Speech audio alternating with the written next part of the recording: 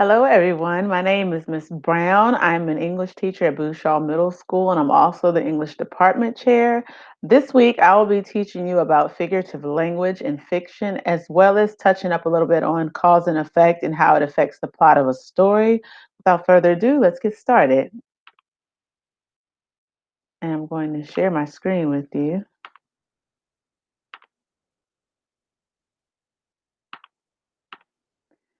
Okay, you should see my slides. This is day one. What is figurative language? Okay, so today we will identify and analyze figurative language and short examples of text. We'll cover SOL 7.4C while doing this, and the materials that you'll need will be a notebook and a pencil.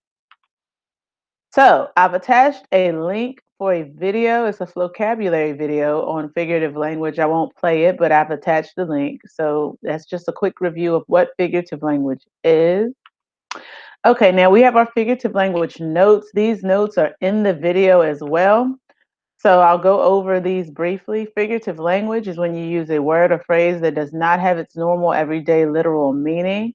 And there are different types that we'll go over that are in the video.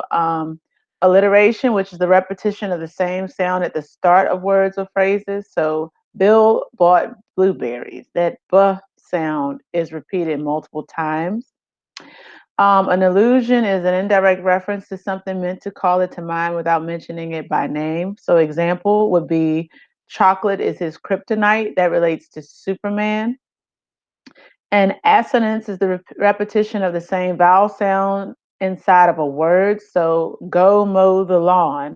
You have the O sound, which is a vowel, and sometimes it's blended with the W, which is not a vowel, but the O is a vowel. So it makes that O sound throughout that sentence. Okay.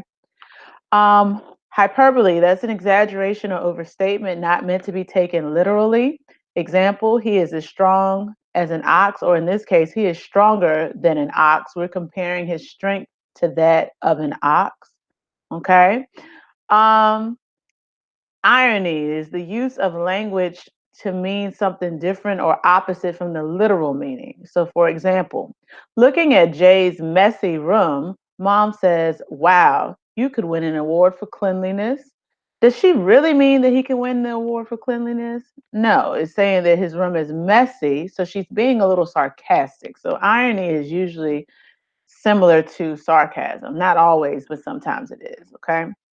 Juxtaposition is the placement of things beside each other to compare them or to create an effect. For example, the restaurant was themed around fire and ice.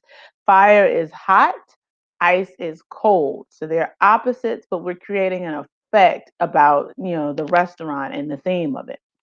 A metaphor compares two different things without using the words like or as. So the snow is a white blanket. We're comparing the snow to the blanket. Onomatopoeia are words that sound with sounds that imitate the meaning of what they're describing. So, for example, the flag flapped in the wind. Flapped is the sound that's made from the flag. Personification is giving something that's non-human, a human trait or characteristic. So, for example, the fire danced. A fire cannot really dance. It's just saying that it moved like this, but they're describing it as if it danced, which is a human trait. And simile, a simile compares two things using like or as. Example, her hair was as soft as cotton. We're comparing the softness of her hair to cotton. Later this week, we'll also get into the elements of plot. So, a plot is a series of events that make up a story. We have the exposition, which is the introduction of the story, rising action, which are the events that lead to the climax in a story. The climax is the highest point of the story, which is the peak of the mountain right here. The falling action is the conflict being resolved in the story. Doesn't have to be a positive result, but it is being resolved, okay? And then the resolution is the end of the story or the plot. And if you would like to see a larger picture of this image, you would click this link here. Okay, for your guided practice, you are going to create figurative language vocabulary cards. So there's a link attached. I'll click this link so that you can see up close what it is you're doing. So you will have the definition, which is at the top of the box. So this one is alliteration. It's called alliteration. It's the repetition of the same sounds at the start of words or phrases that are close together. My example that I gave you is here. You don't have to write an example in that box, though. You'll write your example in this box. So you'll come up with a sentence using alliteration, and then you'll draw what you've come up with in your sentence. So I don't know if you can see it well, but on my card I had go mow the lawn for a sonnet, and then I have somebody mowing the lawn. So your pictures can be very simple. It doesn't have to be like, famous artwork. It can just be very simple, something that'll help you remember figurative language throughout the week because you'll be using these cards when you complete assignments this week. So pause the video here, create your cards, and then after about 10 minutes, you can press resume. Okay, you should have paused your video and created your cards. Again, you will use those cards throughout the week to help you figure out different types of figurative language. Right now, you're going to complete the figurative language activity. I've attached a link in the slides for this, but this is the activity. So what I'll do is read the sentence and I'll read the options and then you guys choose the correct answers. Number one, which sentence contains a simile? A, Rachel smiled like a Cheshire cat. B, Boyd had been awake for 500 hours. C, our mayor is no Abe Lincoln. D, farewell, my fair-haired friend. Number two, love is a thrill ride. This sentence uses A, juxtaposition, B, simile, C, metaphor, D, hyperbole. Number three, this kid was a young Albert Einstein. This sentence uses A, onomatopoeia, B, assonance, C, metaphor, D, allusion. Number four, Nyla briefly brushed the baby's hair. This sentence uses A, assonance, B, alliteration, C, onomatopoeia, D, juxtaposition. Number five, which sentence contains a pun? Now, a pun is a play on words that wasn't in our vocabulary list, but it is a play on words. I want to give you an example of that. A, the man zipped around the corner. B, reading on the beach can make you well read. C, her voice was the most beautiful music. D, the stars winked at me that night. Number six, which sentence is an example of assonance or assonance rather? A, the truck was going a million miles an hour. B, the toy boat whizzed past the dock. C, the small boy grabbed Roy's toy. D, Sheila pinches pennies like a Scrooge. Number seven, which word is an example of onomatopoeia? A, pour, B, zap, C, reach, D, feel. Number eight, a hyperbole is A, an exaggeration, B, alliteration, C, assonance, D, juxtaposition.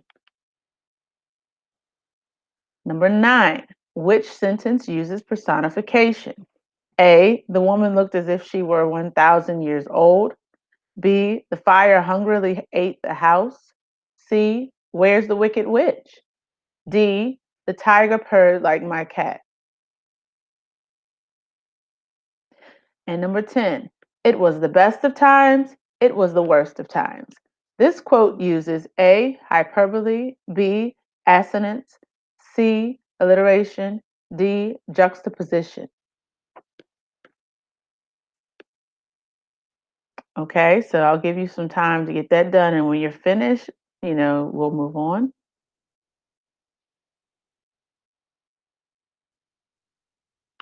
Okay, we're going to move on to our vocabulary responses. So I'll enlarge the screen. Okay, number one is A, Rachel smiled like a Cheshire cat. Two is C, metaphor. Three is D, allusion. Four is B, alliteration. Number five is B, reading on the beach can make you well read. Notice they spelled read like the color and not like the book, because even though you're reading on the beach, you're reading a book, if you stay out too long, it can make your skin red because you'll be sunburned. So that's the pun. That's the play on words. Six is C. Seven is B. Eight is A. Nine is B. 10 is D.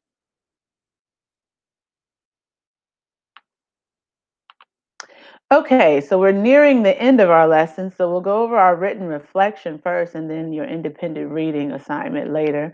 So for our written reflection, you're going to read the excerpts from the book I Am Malala by Malala Yousafzai. Then you will identify and write down examples of figurative language used in the excerpt. Excerpt number one. He didn't enjoy the singing and chanting. He said it was toxic, especially at times like this. Number two, and I didn't hear the crack, crack, crack of the three bullets. Number three, but when you've nearly lost your life, a funny face in the mirror is simply proof that you are still here on earth. Write down the types of figurative language used in the excerpts in your notebooks. Okay, independent reading. Tonight, and as well as throughout the rest of the week, you'll read either a novel of your choice or a short news article for 20 minutes. And you'll try to identify 1 to 2 examples of figurative language being used in those reading selections. So I want you, just like as you're reading, just to kind of jot those down in your notebook when you get a chance.